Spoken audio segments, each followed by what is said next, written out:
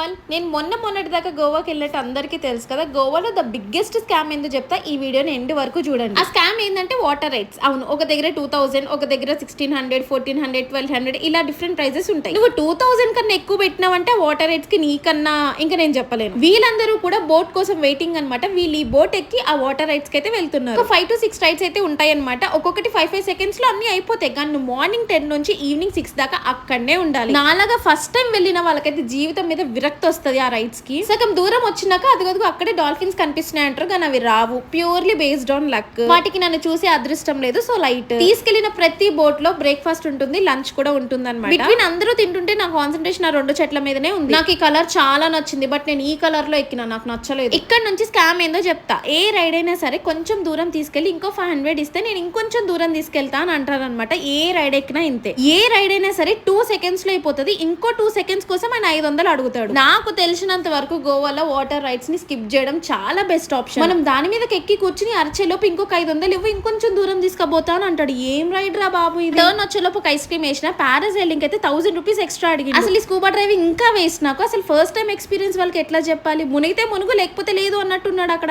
ఇది lunch time. Veg వాళ్ళకి veg ఉంటుంది, నాన్ వెజ్ వాళ్ళకి నాన్ వెజ్ ఉంటుంది. బట్ నేను ఏది తినలేదు, మొత్తం స్కిప్ చేసిన. సో అదనమాట ముచ్చట. ఎంత మంది గోవాలో ఇలాంటి సిచ్యువేషన్ ని ఫేస్ చేశారు? ఫేస్ చేస్తే కామెంట్ సెక్షన్ లో కామెంట్ చేయండి. మన పేజ్ ని ఫాలో అవ్వడం మర్చిపోవద్దు.